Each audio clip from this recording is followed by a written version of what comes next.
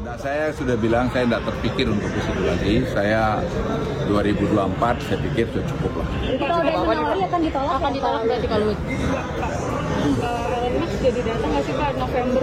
Saya sudah bilang tadi saya ada tuh NDA, tapi Anda akan lihat nanti tanggal ya di G20. Kan tulisannya udah selesai Pak posisinya Pak. Responnya seperti sih. Apa?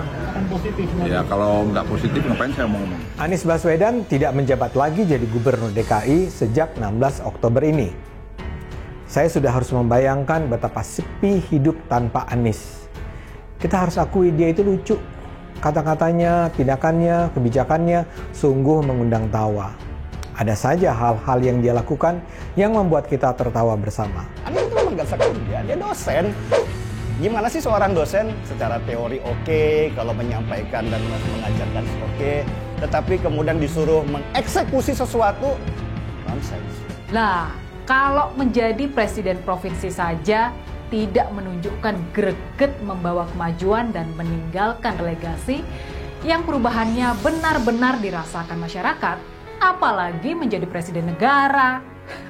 Nasdem sebaiknya janganlah Anda membodoh-bodohi masyarakat dengan pernyataan-pernyataan yang tidak masuk di akal.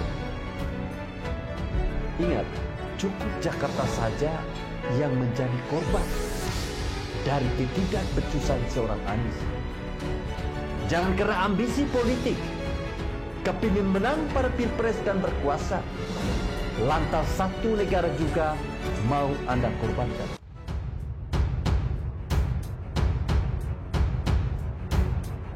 Luhut tolak tawaran Nasdem jadi cawapres Anies. Menteri Koordinator Bidang Kemaritiman dan Investasi Luhut Binsar Panjaitan menolak tawaran elit Partai Nasdem untuk mendampingi Anies Baswedan sebagai calon wakil presiden pada pemilihan presiden 2024. Luhut menegaskan dirinya tidak tertarik lagi untuk ikut dalam kontestasi Pilpres 2024. Dia mengatakan dirinya sudah merasa cukup berkecimpung di dunia politik dengan tugas terakhir membantu pemerintahan Presiden Joko Widodo. Sebelumnya, sejumlah elit Partai Nasdem, Partai Demokrat, dan Partai Keadilan Sejahtera mengunjungi kediaman Anies Baswedan pada Selasa 25 Oktober 2022 siang.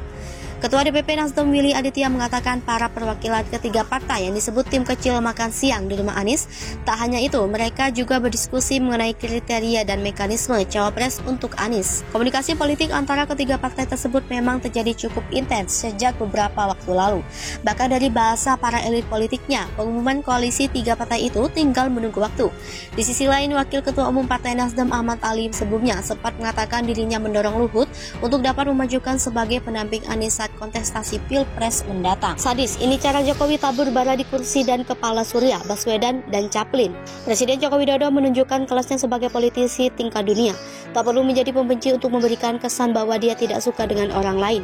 Tanpa menghasut, Presiden Joko Widodo berhasil menenggelamkan Surya Paloh dan Anies Baswedan ke dasar laut Pulau Reklamasi di DKI Jakarta yang kotor dan berlumpur itu.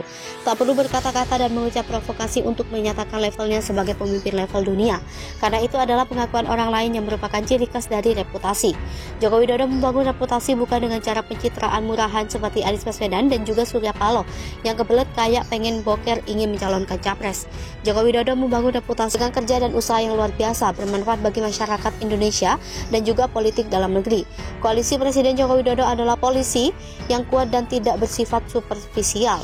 Sedangkan Nasdem yang pernah menjadi bagian dari kekuatan arus bawah Presiden Joko Widodo akhirnya nggak tahan karena merasa mereka sudah banyak berhutang politik di negara ini lewat Jokowi. Padahal presentasenya kecil banget dan sekarang sudah mulai disalip oleh Partai Solidaritas Indonesia. Presiden Joko Widodo mempertontonkan kekuatannya dengan cara yang amat sangat elegan. Karena orang yang benar-benar kuat sebetulnya tidak pernah memamerkan dirinya sebagai sosok yang kuat, melainkan orang yang kuat justru tenang seperti air dalam, namun memiliki arus yang begitu mantap di bawahnya. Gerakan politik yang dipertontonkan oleh Presiden Joko Widodo luar biasa malam tadi. Semalam dia datang ke acara Partai Golkar bersama dengan banyak tokoh politik lainnya. Orang yang disebut-sebut sebagai petugas Partai PDIP menjadi sosok yang begitu diperhatikan dalam sorotan, bahkan kamera mengarah ke beliau. Padahal di sana ada Anies Baswedan, Surya Paloh, AHY, dan orang-orang politik yang berseberangan dengannya. Lantas saja Presiden Joko Widodo yang mendapatkan sorotan paling banyak karena memang dia mau mempertontonkan gestur politiknya dengan cara yang unik. Surya Paloh saat mendengar apa yang Presiden Jokowi sampaikan mengenai Partai Golkar tidak akan berburu-buru menentukan capres. Terlihat tersenyum dengan gigi yang begitu kering dan raut wajahnya yang terpaksa untuk dibuat senyum. Yusuf Kala yang di sana juga diam-diam, makan dalam dan kelihatannya tidak tenang dan gelisah duduk di atas bara api. Inilah yang membuat Presiden Joko Widodo disegani oleh banyak politik yang ada di Indonesia. Lalu setelah acara berlangsung, peristiwa peluk-pelukan pun menjadi satu sorotan lagi. Surya mencoba untuk memeluk Presiden Joko Widodo dan memegang tangannya dengan begitu erat, ingin melampiaskan dan mempertontonkan rasa sok dekatnya. Dan pada akhirnya Joko Widodo tegak berdiri seperti pohon cemara yang begitu kokoh dan tidak bergeming.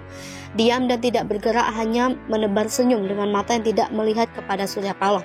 Inilah yang membuat kita paham bahwa Joko Widodo bukan orang sembarangan dan dia harus digantikan oleh orang yang sepadan dengannya. Surya Paloh gelisah dan mungkin dia semalam tidak bisa tidur. Presiden Joko Widodo mempertontonkan kehebatannya. Jangan main-main sama orang yang tenang, teduh, dan kalian merasa baik-baik saja untuk mengkhianatinya. Perempuan penerobos istana dikenal tertutup di masyarakat. Ketua RT jarang sosialisasi sama orang. SE 24 tahun yang diduga merupakan wanita bersenjata penerobos Istana Merdeka dikenal tertutup di masyarakat. SE 24 tahun diketahui merupakan Kampung Mangga, Tugu Selatan, Koja, Jakarta Utara. Nurjanah Ketua RT sempat SE 24 tahun tinggal mengatakan terduga pelaku itu merupakan ibu rumah tangga. Ia tinggal bersama suami dan kedua anaknya yang masih balita. Nurjanah menyebut SE 24 tahun dan suami sehari-harinya tidak berbaur dengan masyarakat sekitar. Senada dengan Ketua RT Nurjanah, tetangga pelaku Kisouko 36 tahun juga menyebut SE tidak berbaur dengan masyarakat sekitar.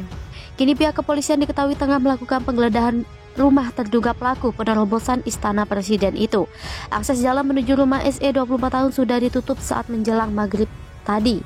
SE diduga rekrutan baru Jad Al-Qaidar, pengamat terorisme dari Universitas Malikussaleh Aceh, menduga SE merupakan rekrutan baru kelompok teroris Jamaah Ansharut Daulah. Hal tersebut diketahui berdasarkan ciri pakaian yang dikenakan oleh wanita tersebut. SE mengenakan baju gamis hitam dengan jilbab berwarna biru disertai cadar hitam yang menutupi setengah wajahnya. Melihat pakaian dikenakan itu, Al-Qaidar menilai terduga pelaku merupakan anggota baru Jad. Lebih lanjut, Qaidar menyebut soal senpi yang dibawa wanita penerobos Istana Presiden itu saat beraksi. Ia menduga perempuan tersebut mendapat senjata tersebut dari jaringan ISIS yang ada di Indonesia. Sebagai informasi, organisasi Jad ini merupakan kelompok teroris yang berafiliasi dengan ISIS. Motif masih didalami. Kapolda Metro Jaya Irjen Pol Fadil Imron pihaknya masih terus melakukan pendalaman dan akan menindaknya secara profesional. Lebih lanjut, Fadil mengimbau masyarakat agar tidak terlalu khawatir setelah adanya peristiwa ini. Kronologi masuk Istana Negara, Sempres sempat ditodong. Diwatakan Tribun News sebelumnya, aksi wanita tersebut terjadi sekitar pukul 07.00 WIB Selasa 25 Oktober pagi tadi. Wanita tersebut mendekati pagar istana. Langsung saja wanita tersebut diamankan oleh pihak kepolisian yang berjaga. Wanita yang belum diketahui identitasnya tersebut sempat menodongkan senjata api kepada Sempres yang tengah siaga atau berjaga. Tetapi aksi nekat wanita tersebut berhasil digagalkan oleh petugas. Dari tayangan Kompas TV seusai kejadian, lokasi di sekitar terpantau kondusif. Saat ini, wanita itu sudah dibawa ke Polres Jakarta Barat untuk pemeriksaan lebih lanjut.